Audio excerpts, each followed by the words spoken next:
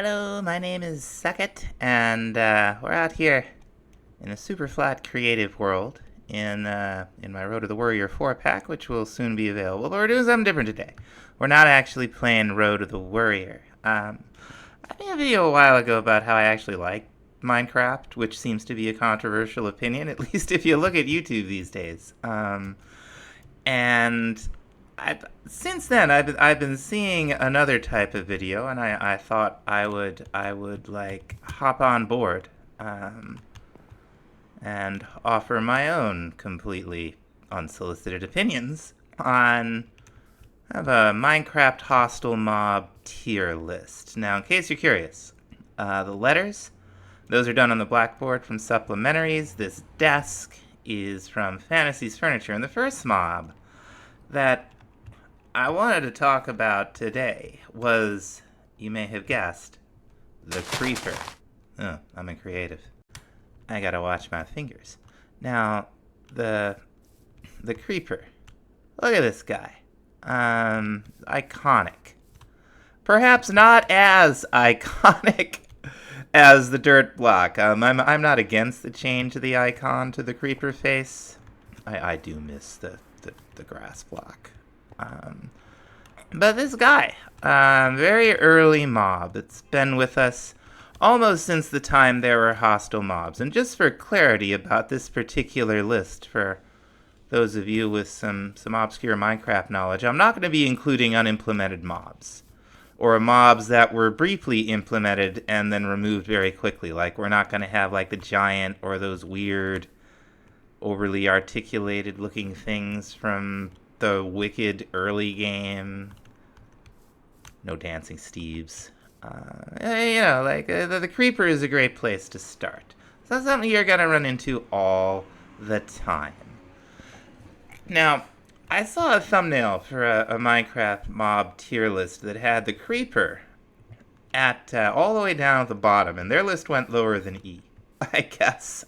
Or maybe that was just clickbait. I didn't actually watch because, I don't think the creeper is at the bottom of the pile. So, most people probably know the history. Like, Notch was trying to make a pig, and he got the vertical and the horizontal flipped, came up with this shape. I can only imagine this, colored like a pig. Don't imagine that yourself. This is a family-friendly channel. And, but what was actually done with it? Like, the creeper is one of a few mobs in the overworld that, at least for me, it always makes me take a moment to think. Like, is this thing near anywhere it can hurt? That's the main thing with creepers, right? Like, they look kind of silly. I guess they're supposed to look like crumpled up leaves or something. But, there's something you think about when you see it. Anyway, as an enemy goes, the creeper is something you take note of, even if, you could easily two-shot it even in, like in vanilla with, the right equipment. They blow up. They can ruin your day. Now, another thing that I think has to be considered when you think about mobs is, what do they add to the world? And the creeper is an example of an early mob that, in some ways, its effect was more to, I feel like, to represent a mechanic than it was anything else. Now, the creeper does area of effect damage. It's the only, kind of classic hostile mob that does that. Just as the skeleton is ranged, the zombie is close combat, which a lot of people think of as melee. The witch is magic.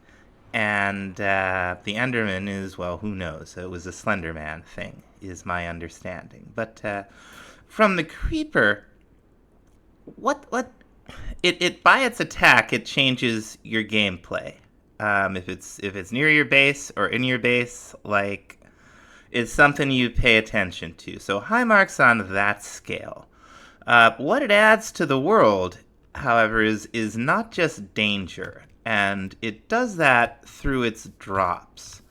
Now, TNT has always been fun. There's nothing not fun about blowing up giant sections of the world. In fact, let's do it. Let's do some right now. And in the beginning, it was only creepers that you could get TNT from. There was no nether in the very beginning. Let's get flint and steel and set this aflame. TNT is the gift that keeps on giving, folks.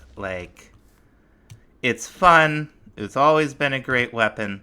People use it to mine now that the mechanics have changed such that you get all the drops. And that's a thing that does make the creeper different than TNT, is that the creeper's explosion will actually destroy blocks. But that's not even the only thing that the creeper gives you. The creeper, of course, has the charged creeper variant, which we can now make pretty easily with Trident with channeling on it. That is how you get the other mob heads, including the creeper head, which you would use to make the banner pattern.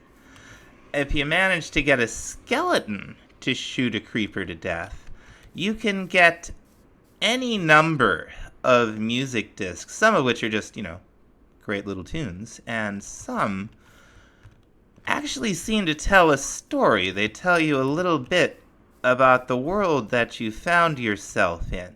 And, world building is hard. Minecraft does, at this point, a pretty good job with soft world building. There's almost no hard world building. But there's a hard world building is, say... Well, let me think about it. Well, we might come back to hard and soft world building. Anyway, the creeper does that for us. The creeper is also fun. My only real complaint about the creeper, although it has gotten several licks of paint over the years, is that it still looks, a little goofy. It still looks like that cactus boy that I saw on one of my first days in the game, and it came running up towards me, and I thought it was a cactus. And then I thought it was coming to say hello, and then I realized it was not coming to say hello, and that was a real experience that I had. The creeper gives the player a real experience in survival. Another thing about the creeper that's fantastic, although this is true about almost every hostile mob, is that the creeper is farmable. In fact, it's relatively easy to build a farm to specifically farm creepers and creepers only. We've had one successful one and one failed one in our current vanilla Let's Play world. So you can farm it. It gives you something useful. Of course, it's not just TNT now that the gunpowder does. It's the flight rockets are now absolutely critical for use with Elytra. The creeper, it's a solid S tier. Next up. That's right, folks. They're as iconic as the creeper for people who actually play the game. It's what's for dinner in the overworld. You're gonna run into zombies. Now, zombies have a couple of things that creepers don't in the vanilla game.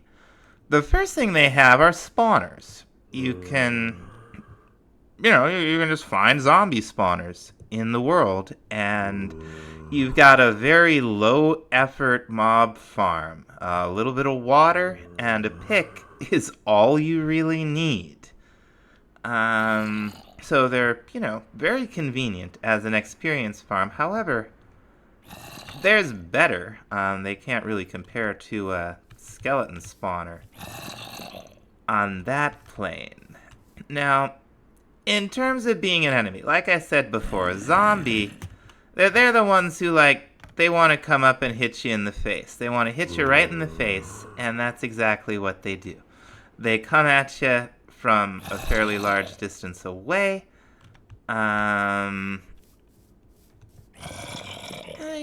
they get in your face. And as kind of a shock troop, they're fine. Not great. What do they add to the world? Okay, well, zombies actually add quite a bit to the world. They have a bunch of mechanics. First of all, they will also go right after villagers. And that is the mechanic by which villagers spawn iron golems, which make iron farms possible. Now, does your average Minecraft player make an iron farm? Well, at this late date, I don't actually know the answer to that question. I'm guessing it's still no. But I bet a lot more people make iron farms today than they used to 10 years ago. That's one thing the zombie is really, really good for. Now, you can't talk about zombies without talking about the bebbies. And the bebby variant, the chicken jockey, where they're riding around on chickens. Now, baby zombies, I'm not going to spawn one because I hate them. Baby zombies are a problem. They can, especially if they come at you in the tall grass, they can chop your head off at the kneecaps. They're serious. It used to be that baby zombies didn't burn up in the sun. I think that's fortunately no longer a thing. I think they burn up now just like the regular ones. Now, of course, a zombie that spawns with a helmet, baby or otherwise, won't burn up in the sun. So there's that. They have some interesting variants. What else do they add? Well, they'll add a jump scare. You're in your mine, and all of a sudden you hear that from like 3 blocks away above you. It's a woo. To this day. There's something fascinating about the zombie lore-wise, though. Another variant is, of course, the zombie villager, which can be a very important mob to find in vanilla, especially if you can't find any villages. You can, of course, turn them into a regular villager with a potion of weakness and a golden apple, and the igloo structure signposts that. I think 50% of the time it has that basement. But the zombie villagers are always clad in zombie villager clothes. The zombie, you can't cure them, or at least you don't know how. The zombie dresses like Steve. Like, we're clearly supposed to think that, this one was once like us. At some point, perhaps in the far past. Sometimes I think about it being in the far past because, the headcannon is a powerful weapon. And seeing them in all this old armor, like, weird gold armor that looks ceremonial and stuff that you wouldn't normally wear, it makes me think that they're maybe very old. So yeah, zombie, lots to like. But there is one thing.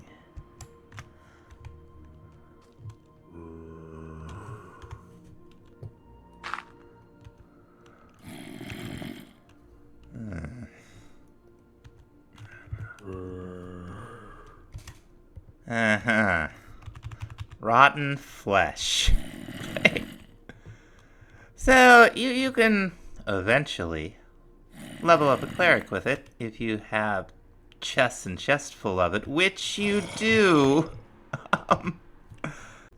Teaches you not to eat zombie, I guess. I don't know. Like, the drop is, it could get you through in a pinch, but let's face it, like, of all the overworld mobs, the zombie has the worst drop. Now, given the rotten flesh situation, we can't quite call the zombie an S tier, but we can certainly call it an A tier, with everything else that it does, and kind of everything that makes the zombie make the game fun and interesting. Now, next up has to be our old friend, the skeleton. Now, in the early game especially, the skeleton is something you have to take seriously. It can, it can ruin your day from the other side of a ravine or something. They kind of become old hat eventually, but they can, still, if they're behind, like, some other mobs and shooting at you and you're trying to deal with the other mobs, they can give you a hard time. They're not super tough. They have they have a variant where they're riding spiders. That's always fun to see. It's not super interesting. Attack-wise, what the skeleton represents is melee, or not melee, like ranged. Melee, for crying out loud. These are the ones that get you from a distance. They'll be the first ones that the player sees like that. So that's, they do that job very effectively to this day. Like, nothing succeeds like success, and the skeleton is a successful ranged attacker. Now, what does it add to the world? Well, it's a skeleton. Like, we don't know if these boys are like decayed zombies or something else. We don't know if it has something to do with whatever turned all the other apparent player-like creatures in the world into zombies. It's just not clear. They sound like a xylophone, which is kind of awesome. The sounds they add to the world are fantastic. Nothing sounds like a Minecraft skeleton, or at least they didn't when they came out. But now a lot of skeletons sound like Minecraft skeletons. So, like, I guess partial score on that. Like, they're a mob you run into and you have to deal with them, but they don't really tell you much. The spider variant is fun, but you don't really learn anything from that. Really, the only thing that the skeleton teaches you is that creepers contain music and apparently plot points, or some kind of lost knowledge that's recorded in some manner and is maintained by a creeper, I guess. So, skeletons, they're cool. They have an interaction with wolves. That's nice. But, they're not the coolest mob until you start thinking about their drops. Now, bones, this has been kind of deprecated with the advent of the composter. But when skeletons were the way you get bones, and they're still the way you get a ton of bones with the spawners, which makes them very easily farmable, bone meal is one of the two things that Ethos Lab once said you need to really play the game. One of that is bone meal, the other one is TNT. You cannot fault a skeleton for its drops. It doesn't even stop with the bones. There are the arrows, which can be very useful in the early game, and even, if you run out of arrows because you got mending on your bow and not infinity, or what have you. Arrows, like, that's a legitimately good drop that you can usually count on. You can get enchanted bows. That's nice. If you're hard up for string in the first couple days, maybe you get a bow from a skeleton. So drops-wise, they're fantastic. Now, on the strength of the drops, the skeleton's gotta be an A tier. It's, like, you can't say no to bones. Oh, there it goes. I have the Nif Spiders mod installed so they can easily climb out of that. We have the spider. Not great, honestly. It doesn't have a particularly unique attack in vanilla. Although in this it dances around and like jumps on the ceiling and stuff, because that's super cool. But the spider doesn't do this in vanilla. It doesn't even do it very well in this. So, what does it add? Its attack is basically just like the zombies. It spawns differently than zombie skeletons and creepers. In fact, the strat in mob farms is generally to prevent spiders from spawning. Let's take a look. Let's see how bad this is. Whoa, that's bad. Okay. That doesn't look like a spider at all, folks. I have this mod installed. That looks like No, that doesn't look like my skin. Okay, well, it's not a bad-looking skin, but it doesn't look like a spider. Anyway, drops. Pretty okay. Like, string, you can get in the world from fishing, from harvesting cobwebs in mine shafts. Good to find a couple spiders early on. The eyes. Well, you can brew them into a potion of weakness to turn a zombie into a zombie villager, so it is a useful drop for that, twice. And he has some villagers to breed. It doesn't add any lore at all. In fact, I'm gonna say maybe a spicy take here, and say that the spider actually subtracts lore by virtue of its mere existence. Now, what on earth could I mean by such a ridiculous thing? Well, like, it would be one thing if we saw the spiders in specific places. Like, okay, like the dark forests they're full of spiders for some reason, or spawners, or similar. But the sheer amount of giant spiders that you see in the overworld demands the answer to questions that Minecraft simply does not provide. Namely, why are there so many giant spiders? Like, well, where do they come from? Like, why are they here in these numbers? Why are there, like, there are a few other insects, like, here and there, but, like, spiders really that big? How is villager society not completely designed around protecting themselves from spiders? Like, what is the deal with all the giant spiders? Now, Minecraft not only doesn't answer the question, and it doesn't even appear to ask it. I'm afraid that will have to represent the spider, and that the spider right now is by far our lowest mob on the D tier. I just put this guy in here for laughs, so he might get stuck in here anyway, even with the special spider mod that makes them, actually, like, scary.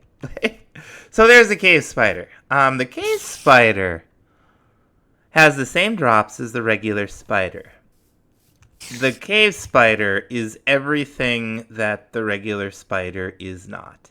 It is not unique among hostile mobs in its ability to get through a 1x1 space.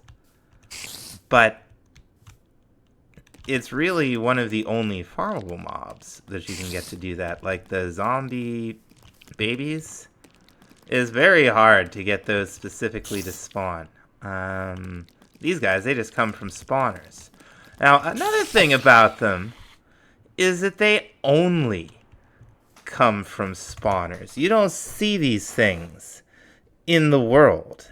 And this gives them a function in the Minecraft world that is not matched at all by their larger cousins, which is a little bit of lore. You'll wonder as a player going down into this abandoned mine shaft where there's all kinds of bonkers valuables just like right in the wall. They just haven't bothered to dig it up yet. Like, why was this abandoned? Well, there are these horrible poison guys that, like, there's a little infestation of them, and nobody's ever seen anything like this before. It's pretty cool. It's weird. It's like, there's a little bit of an implied story there.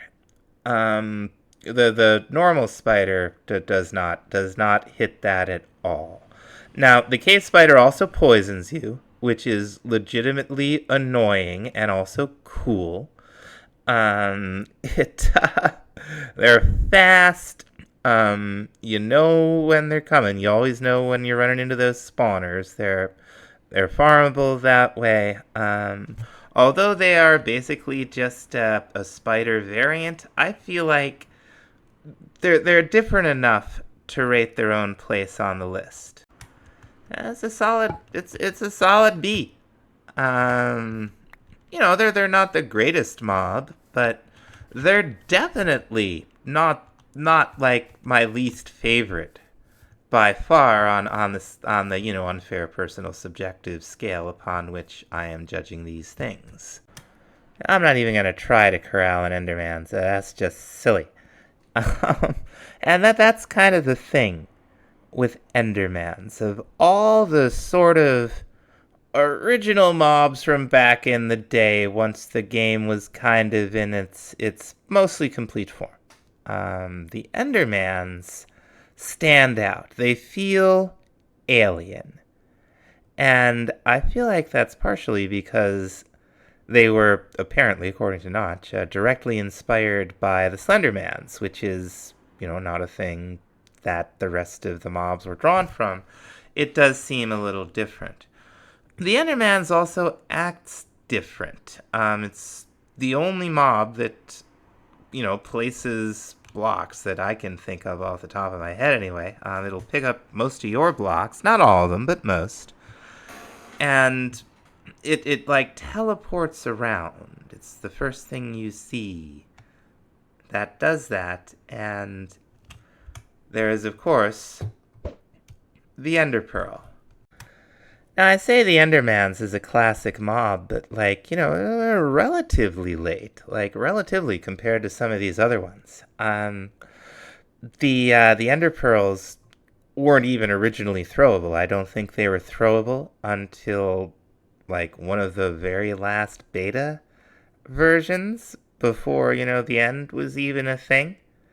But, Ender Pearls are fun. It's fun to whip the things around. What do Endermans add to the world? Well, they do something that no other mob does.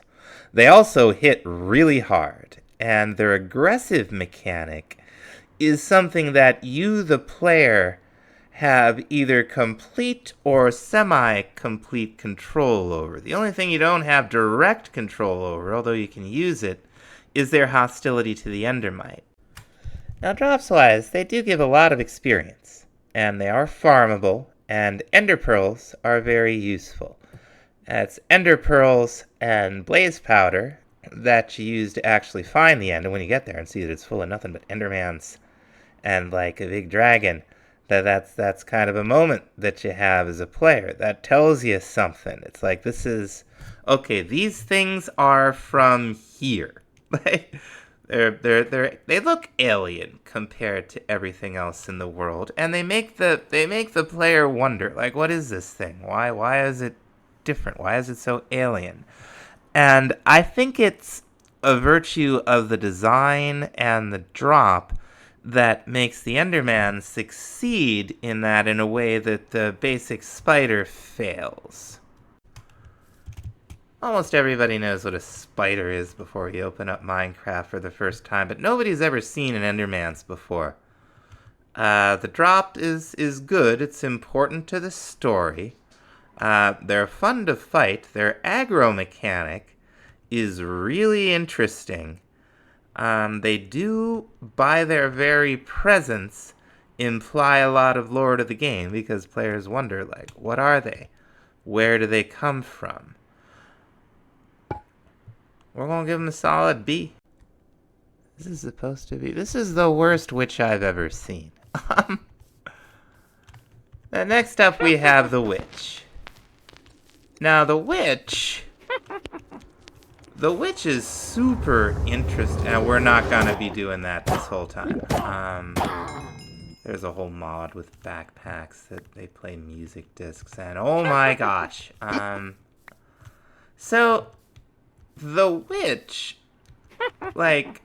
visually, to the player, I feel like the witch is as interesting as the zombie.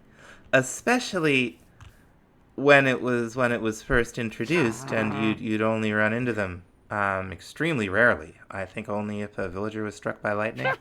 And then the huts were added, and then they started spawning in swamps, and they're a little more common today than they were at first. They are the first of what you might think as the other faction among the living in the overworld that also includes all the illagers and whatnot.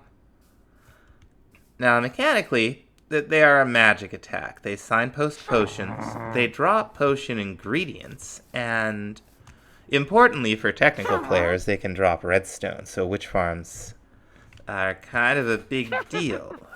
Now, I said lore-wise they show you as much as a zombie, and I meant that, like, because this is what happens to a villager, probably, struck by lightning. Maybe something similar happened with the zombies. Although, of course, villagers also turn into zombies. Maybe this witch just turned to the dark side. Well, the dark side of what? I don't know. The emerald? She's wearing an emerald. There are a lot of questions with the witch. But it is interesting that the game kind of makes you ask those questions. Now, mechanically, witches are... they can be brutal.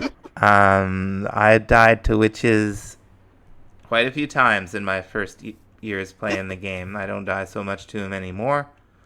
But it can still happen, though. The poison harming combo is serious. And, they're fun. It's fun to hear them. They're not super common. It's nice that they both have structures and appear without them. It's interesting that they show up with raids, but don't appear with illagers under any other circumstance. So there's a lot of unanswered questions about witches, but at least the game kind of does imply that those questions exist. Like, we know where some of these people come from. We don't know why they're not like the other villagers, or not exactly like the illagers either, but we know which side they're on. They're interesting to run into, so, again, I give the witch a B. As a technical Minecraft vanilla farming player, you would probably rank the witch as an A or an S.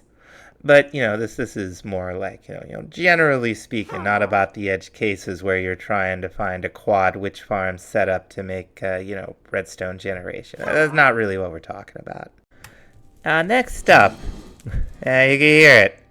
There's our old friend, the Blaze. One of the things that makes nether fortresses a real pain to go deal with. Now, they show up randomly in the fortress, and they have spawners, so they're relatively easy to farm. They give you a drop that you need for brewing and to reach the end of the game. What's one of the interesting things about the Blaze is how, until very recently, how different they have looked to everything else in the game. Now, we have the what do you call it? The win one now. I'm embarrassed to admit that I forget what that one's name is. But we'll get to it when we come to that. But this was the only thing that looked like this for a long time. And it's cool, like the blaze rod looks like something that it would drop. It's like, oh, what was that thing I saw spinning around? The fire attack, very annoying. They add a lot of atmosphere, and they make me at least wonder, along with the wither skeleton, like, what is this nether fortress? What are these things? Like, are these alive? Is it a construct of some kind? I don't know.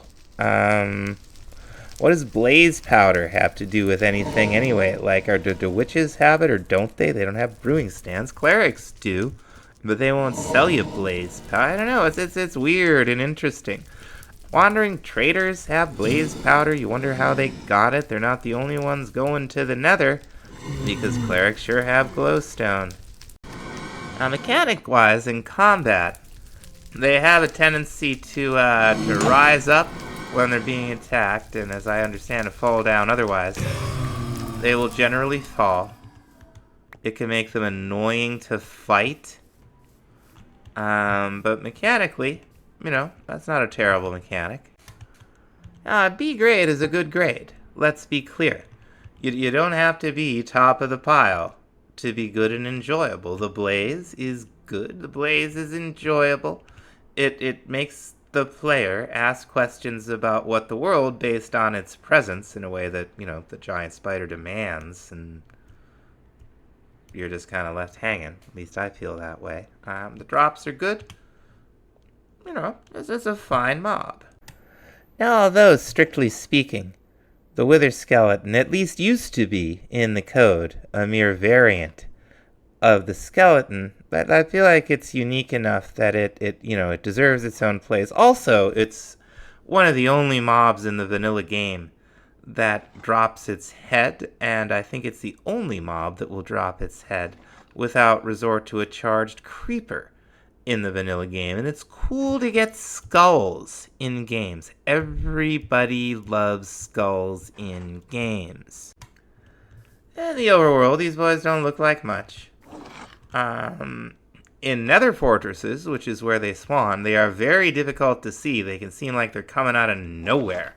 They always have a sword, just like regular skeletons always have a bow, and they inflict a curse upon you, which, makes me wonder, at least, is the curse they're inflicting me with, like, is that what made them like they are? Is that what made the zombies in the overworld like they are? Why are they tall?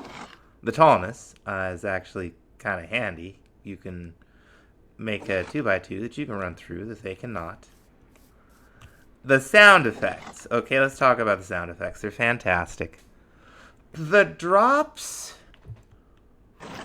I feel like, your mid-level Minecraft player, like someone who maybe plays the game on and off for years, is going to have a use for maybe a dozen wither skulls if they're not using them as decorative or for something else. Like, there's only so many beacons a regular player needs.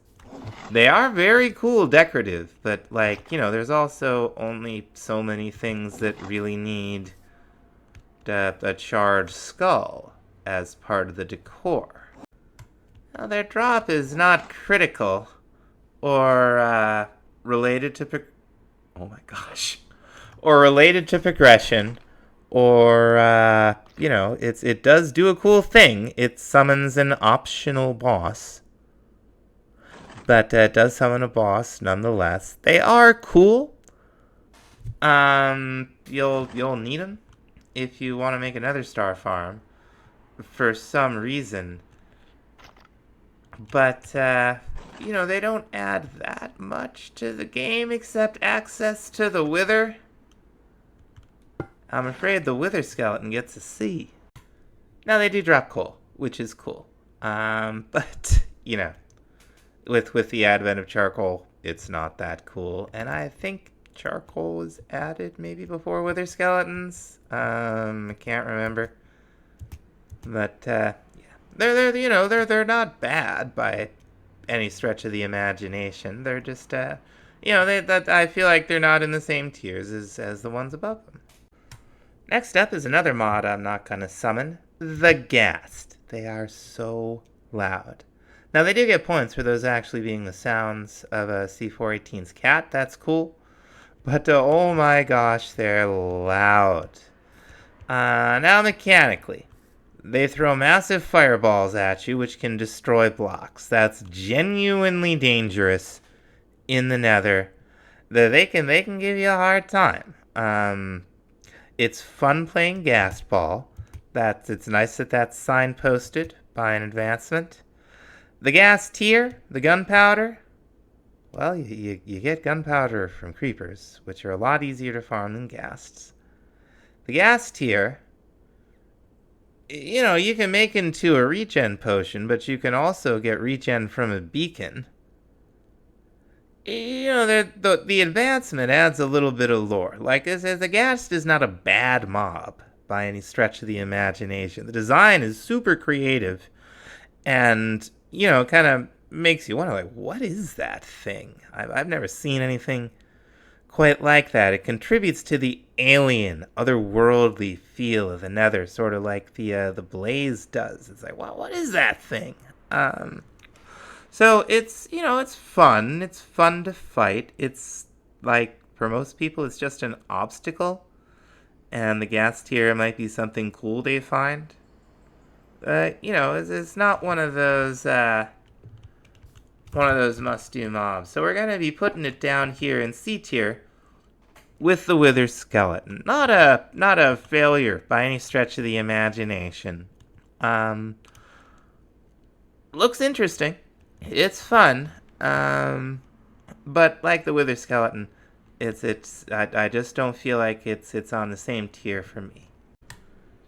Now, while you might argue with the inclusion of this next thing on the list, I'm here to tell you, like most people, experience the zombie piglins, or as us older players still refer to them, pigmans or pigmans or we're old. We forget stuff. Don't hold us to it. But anyway, they're iconic. They are one of the first mobs that you run into that will attack you in a rush. If you attack them, the other ones are also piglins. And they're usually where a player will experience that mechanic for a first time, or at least where most of us experienced it for the first time, is accidentally angering the pigmans, which, they're a big deal. And then you come back to the nether and they're wearing your gear and you're like, oh, good. There's something you take seriously when you see them. You don't want to make them mad unless you do. They do drop rotten flesh, which is not fantastic, but they also drop gold. Gold is very, very, very, very handy, especially now with the advent of pigman bartering, or piglin bartering, I should say. You can farm these guys, with some effort in the nether. They are, you want to be up on the roof and with a whole setup, but they will chase turtle eggs. So you can, once you got them, you can set up a gold farm pretty easily. And a lot of people have made a lot of gold farms over the years based on these boys. Now they add a bit to the lore. I guess you could argue whether they add more or less lore with the addition of the piglins themselves, because now we've got a pretty good idea where they came from. Is a question answered? In all cases, an improvement. In this case, I think it's I think it's kind of even, because one did wonder, well, if there are zombie pigmans everywhere, where are the pigmans? Now we know where the pigmans are, but the zombie pigmans are no longer a mystery. It wasn't a great mystery, though. Honestly, it's not like the bastions were full of them, because there were no bastions. The gold, however, has a drop. It cannot be diminished. The drop is so useful now. You're not just making golden carrots with it, or beacon bases anymore. You're trading for all kinds of useful things that are a pain to get, like gravel and leather, and as a farmable mob, they're not too bad, and the drop is super useful. The lore, but the drop, ooh, so where does it go? It's no creeper, but it is not to be diminished. The zombie piglin, I would say, is an A-tier mob. We're in a super flat world, so we don't have to summon these boys. Now the slime is a strange mob. The drop is useful for technical players. They're cool. Nothing else in the game does that. Except for the magma cubes, which are just basically a reskinned slime. We will talk about them separately. Now, the slime, you can farm it if you can figure out where there's a slime chunk, or, nowadays, if you're in the swamp with a light level of 1, which is DocM77 showed on a fairly recent video of his, that you can very easily achieve in a swamp with brown mushrooms on every block, all emitting light level 1. So they are very farmable these days, if you know that. Now, they're fun. They make an interesting noise. They can be a threat if you get 3 of the big ones or something coming at you, you can farm them, and the drop is useful for a certain niche of players. Not really for everyone. Before sticky pistons and stuff, the people were using slime balls as a currency. I'm not sure how many currencies a slime ball was worth. I feel like probably not that many. So while the drop is useful and it's kind of fun, slimes are weird. They're a little bit like the spider in why these things. We get a pretty good idea now that they come from swamps. Okay, so there's something weird about the swamps. That's also where witches live. There's our horrible witch. What's up with that? Anyway, I don't know what's up with the spider and the witch. I'm not going to get over that anytime soon. This looks like the old texture. Anyway, slimes, they're cool. They're again, like the ghast and the wither skeleton, not a bad mob. Just, I would not put it near the top. Now another one on the list that I'm not even gonna have one around is the silverfish. The silverfish is a very interesting mob. It's one of the only mobs in Minecraft that doesn't drop a doggone thing. It doesn't. It gives you nothing. It gives you a little bit of experience in a hard time. Now, the one thing that I will give the silverfish is that it typically signposts that you are close to an end portal room in a stronghold. So the sound of them does have a function. They are not, but by any means, terrible. They're not terrible, but that's about the best I can say for silverfish. You can farm them with the spawner, but it's unclear why you would want to do that, and it's also unreasonably difficult with the way they work going into stone and other blocks. Now, while they are the only mob that can go into blocks like that, like in a mountain when you're mining, that's just a jump scare. And it's like, oh, silverfish, boom, and it's dealt with.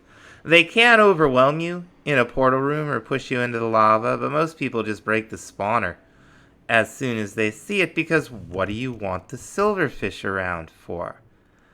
They don't really serve much of a purpose. Again, it's like, why is this place full of silverfish?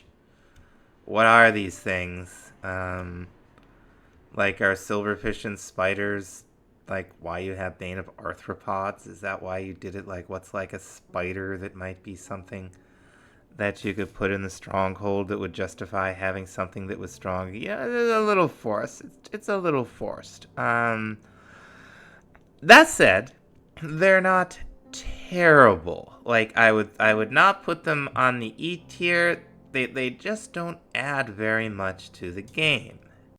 Next up on the classic, no, I am not summoning this thing to put it in a little box over there, is the Endermite. The Endermite's pretty weird. Your average Minecraft player might never see one. They don't spawn when you use an Eye of Ender. They only spawn when you use an Ender Pearl, or I think sometimes when an Enderman spawns, and you just might not ever see it.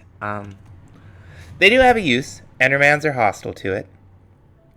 They do kind of make one ask questions about the world, like what are these things that pop out whenever, when teleportation happens. What is that? But they also make you think, what is this ridiculous reskinned silverfish? Now, they do have a different look now. They're not just a reskinned silverfish. They used to be just a reskinned silverfish.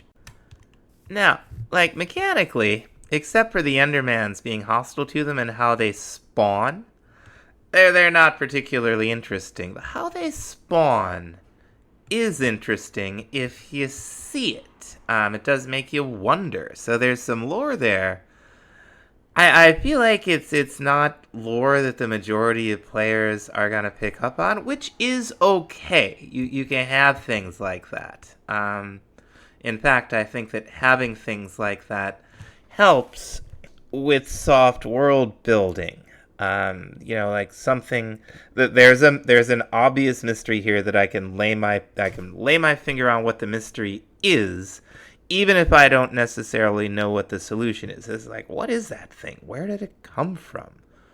Well, where would it go? Why doesn't it go back there? Why do the Endermans hate it so much? There are whole videos about that, and what you won't see is a whole video like that about silverfish.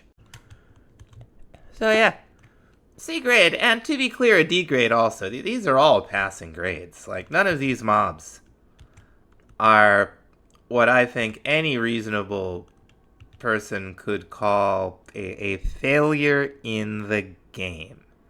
That is not the story with any of these. I think some of them are better than others. I think some of them add more than others. I think the creeper actually adds the most. A lot of you may disagree with that, but that's okay. That's this is my opinion of how the mods rate up. Now, next up, and one of the last we're going to talk about today, is this guy, the Magma Cube. Been in the game for ages. It's not just like way before basalt deltas or bastions were even a thing. You could find magma cubes here and there. They didn't used to drop anything. Now they drop the magma cream, which I think you use for fire resistance potions. Not too many people, like, in terms of like average players, use potions. I feel like if potions, like if the brewing stand had a tab in the recipe book, I feel like a lot of people would use potions. But they're signposted reasonably well in the igloo. But the fact that they don't stack and that it's kind of obscure how to make a lot of them, I think prevents a lot of players from really getting into them. And really the only other use for the magma slime, besides knocking you off a ledge and into the lava in the basalt delta, is for the production of frog lights, which I have to say again is an obscure mechanic. It's not signposted in the game, really. I think maybe it's in an advancement that you can see, but probably maybe not the details. Like, I think it might have the details, but we'd have to see. I mean, I guess you can see frogs attacking slimes that spawn in swamps, but I don't know how often, like, most people have seen that. I don't know that I've ever seen that, like, naturally. Lore-wise, oh, it's a fire slime. The basalt delta thing makes it a little more interesting. The spawner in the bastion makes it a little more interesting. They're just not the most interesting mob to run into. They're not a failure by any stretch of the imagination. But as stacked up against these other mobs, the lava slime is it's no creeper. Now, last but certainly not least is what I believe, if I'm counting right, the last of the mobs that are behind us on the list to be added to the game. We did not see the Ender Dragon until version 1.0. The fight with the Ender Dragon's mileage has varied.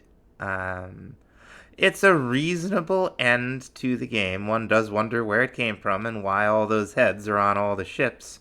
Or what's up with that egg, anyway? Like, what's the deal with that thing? There's some implied lore there. But, honestly, especially these days, like, once you've fought the Ender Dragon, you've fought him a bunch of times. The fight is never super differentiated. Like, sometimes it'll hit you, or like get you if the end platform is coming across. Like there's void. I've been knocked off. It is fun to fight to see sometimes with like other people to see how they approach it. That might be, different, but it's kind of always the same situation. Like the only things that are more specific, like the Ender or the Elder Guardians, I would say, always being in those specific places, are kind of like the Ender Dragon. You always know where you're gonna find her. You can resummon her, so you can farm her, which is good. There's only one egg, which is weird.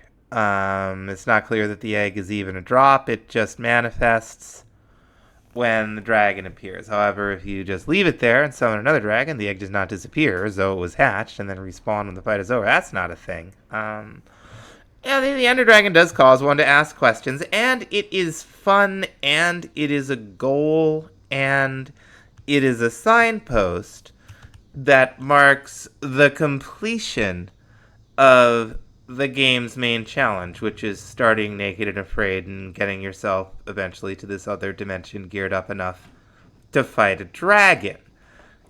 Does it have to be the most satisfying fight or ending? Well, no. It doesn't have to do that in a game like Minecraft. Now, while there are people who speedrun Minecraft, and that's a totally legitimate and fun way to enjoy the game, generally speaking, the point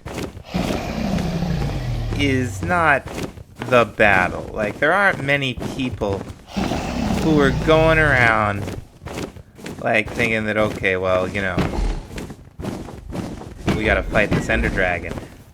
Like, it's usually, for the people who do it, which actually aren't very many, if you look at the numbers, the Ender Dragon fight is not something that most players ever do. Does that mean those players never completed the game?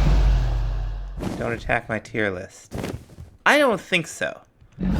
I think that Minecraft is not about its ending, although it does have a progression, and the player does have the story. And of course, you get that bonkers text at the end,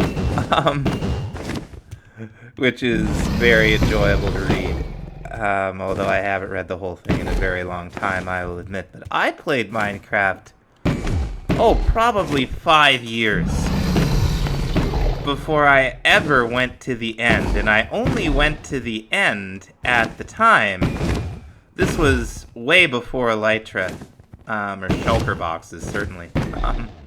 The only reason I went is because it was required in the progression of a mod pack that I was playing. Now, was I not a real Minecraft player before that? Well, of course I was a real Minecraft player before that. I was playing the game, and so is everybody else who plays the game and never fights the Ender Dragon, or even never goes to the Nether. Like, because for most people, the story of the players is perhaps not the story that they are experiencing.